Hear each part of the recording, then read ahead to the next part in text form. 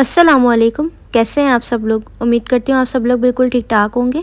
आज आप लोगों के साथ खीर की रेसिपी शेयर करने लगी हूँ, जो कि बहुत ज़बरदस्त और बहुत आसान करके बनाई जाती है। और साथ ही मैं आपको पूरियों की रेसिपी बताऊँगी कि आप लोग परफेक्ट और फूली हुई फुटबॉल जैसी सॉफ्ट पूरी कैसे बना सकते हैं। सारी टिप्स दूँगी आज की इस वीडियो में, तो वीडियो को एंड तक देखिएगा। आइए इसको बनाना स्टार्ट करते हैं। सबसे पहले मैं खीर बना रही हूँ, तो खीर बनाने के लिए मैंने 1.5 लीटर दूध लिया है। उसके अंदर मैंने 4 से 5 हरी इलायची डाल के उसको पकाने के लिए रख दिया है।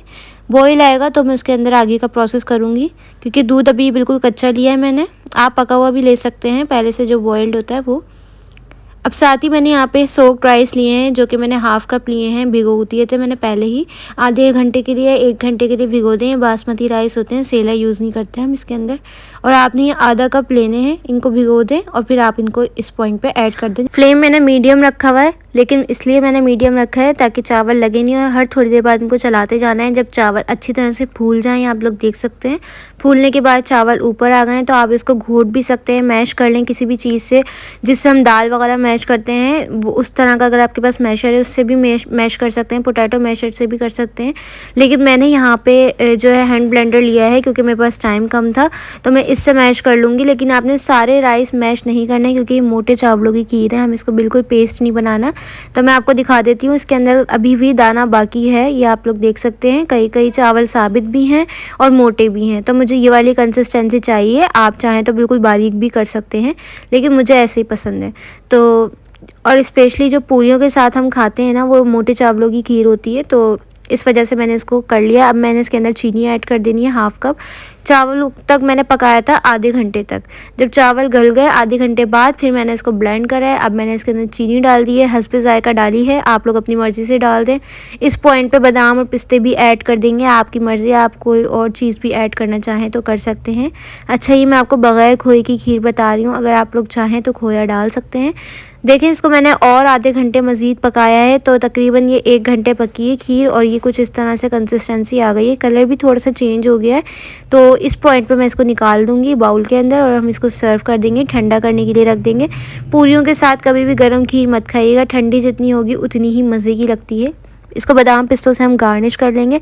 देखिए कितनी आसान रेसिपी थी, और ये बहुत मज़े की लगती है। अगर आप इसको वैसे ही खाएँ जिस तरह से मैं बता रही हूँ, तो ये बहुत मज़े की बनके तैयार होगी। बनाने में भी आसान है, आप चाहें तो चावल अलग से भी बॉईल कर सकते हैं, ज़रूरी नहीं है, लेकिन उसमें टेस्ट मुझे लगता है ऑथेंटिक टेस्ट नहीं आता है। तो इस रेसिपी को लास्ट में ट्राई कीजिएगा। अब हम अपनी पूरियाँ बना लेते हैं, जब तक हमारी खीर ठंडी हो रही है। उसके लिए मैंने यहाँ पे 2 कप मैदा लिया है। जो मैदा होता है उसके साथ ही मैं ऐड कर दूँगी आटा, जो हम रेगुलर व्हीट फ्लोर घर में यूज़ करते हैं, हाफ़ कप वो ऐड कर देंगे आटा गेहूं का। उसके बाद जो है मैंने नमक ऐड किया 1/2 टीस्पून। अच्छा, आटे से पूरियाँ जो है ना बहुत ज़्यादा सॉफ्ट बनती है, तो ये लाजमी ऐड कीजिएगा। 1 टेबल स्पून चीनी ऐड कर देंगे, इससे बहुत ज़बरदस्त कलर आता है और हमारी पूरियाँ जो है वो वाइट नहीं रहती। बेकिंग पाउडर ऐड कर देंगे, 1/2 टीस्पून से भी कम मैंने ऐड किया है, इससे हमारी पूरी जो है ना वो अच्छी तरह से फूलती है। तो ये टिप्स है, सारी चीज़ें मैंने बग़ैर मकसद के नहीं ऐड की है। साथ ही मैंने यहाँ पे दही भी ऐड कर दिया है 1/4 कप, इससे आटा हमारा बहुत सॉफ्ट रहता है, तो पूरियाँ भी बहुत सॉफ्ट गूंथती हैं। तो इसको हम नॉर्मल पानी के साथ गूंद लेंगे, और बहुत ज़्यादा सॉफ्ट नहीं रखेंगे डो, क्योंकि हम ऑयल का इस्तेमाल करेंगे बाद में, तो ये और ही सॉफ्ट हो जाएगी। तो इसके बाद जो है मैंने इसको अच्छी तरह से, जैसे हम रेगुलर रोटियों के लिए आटा गूंदते हैं वैसे ही गूंद लिया। इसके बाद 2 टेबल स्पून ऑयल लगा के इसको आधे घंटे के लिए रेस्ट देंगे। तो देखिए यहाँ पे आधा घंटा हो चुका है। अब आपने दोबारा से इसके अंदर मुक्कियाँ मार लेनी है, और इस तरह से लगाने के बाद आपने इसके छोटे छोटे पेड़े बना लेने हैं। जितना बड़ा साइज़ आपको रखना हो, मैं छोटे साइज़ की पूरियाँ बनाऊंगी, तो इतने बड़े बड़े आपने पेड़े बना लेने हैं। और मेक श्योर कर लिएगा कि फ्लावर यूज़ ना करें, अब ऑयल का ही इस्तेमाल करें, वरना हमारी जो पूरी है वो बहुत ज़्यादा हार्ड और पापड़ बन जाएगी। तो इस तरह से हमने सारे पेड़े बना के रख लेने हैं।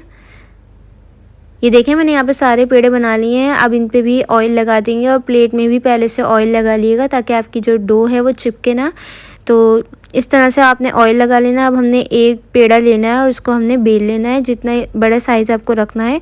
बहुत ज़्यादा मोटी नहीं होनी चाहिए, इस बात का आपने ख़ास ख्याल रखना है। तो ये देख सकते हैं आप लोग, जैसे हम रोटियां बेलते हैं वैसे ही बेल लेंगे। अगर इसमें शेप ख़राब हो भी जाए तो कोई मसला नहीं है, क्योंकि इसमें शेप को बरकरार रखना बहुत बड़ी बात है, क्योंकि ये ऑयल से हम बना रहे हैं इनको, इसके अंदर ऑयल का इस्तेमाल कर रहे हैं, तो शेप बिल्कुल वैसी नहीं आती एग्जैक्ट। तो इसमें कोई बुरी बात नहीं है, आप जो है ना किसी भी शेप में बना लें। तो यहाँ पे ऑयल हमने पहले से गर्म होने के लिए रख दिया था। जितना गर्म तेल होगा उतनी ही अच्छी आपकी पूरी बनेगी। अब पहली पूरी जब आप डालेंगे ना इसके अंदर तो वो ख़राब हो जाएगी, क्योंकि टेम्परेचर का हमें अंदाज़ा नहीं होता है, तो वो एक पूरी जो है ना वो कड़क हो जाती है और फूलती नहीं है। जब आप दूसरी पूरी डालेंगे ना, जब तक टेम्परेचर जो है वो नॉर्मल हो जाएगा, मतलब जितना हमें चाहिए पूरियों के लिए उतना आ जाएगा, तो इस वजह से आपकी दूसरी पूरी जो है ना बहुत अच्छी बनेगी। फिर उसके बाद सारी पूरियाँ आप बनाएंगे वो बहुत अच्छी बनेंगी और सारी फूलेंगी। शर्त यह है कि फ़्लेम को आपने हाई रखना है। हाई फ्लेम पे जल्दी से आपने इसको पलट देना है और आपकी सारी पूरियाँ जो हैं वो बनके तैयार हो जाएंगी। तो देखें अब आप लोग कितनी फुटबॉल जैसी ही फूली है, और यहाँ पे आप लोग देख सकते हैं कितनी सॉफ्ट है।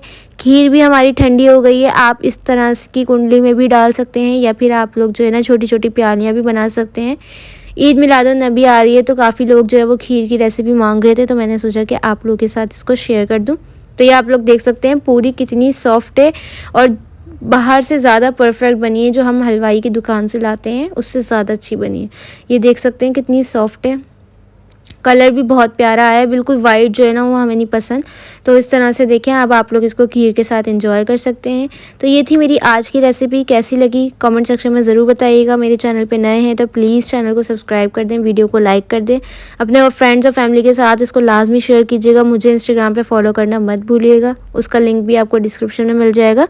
मैं वहाँ पर भी बहुत ज़्यादा एक्टिव होती हूँ। इंशाल्लाह मिलूँगी नेक्स्ट रेसिपी में, तब तक के लिए अल्लाह हाफ़िज़।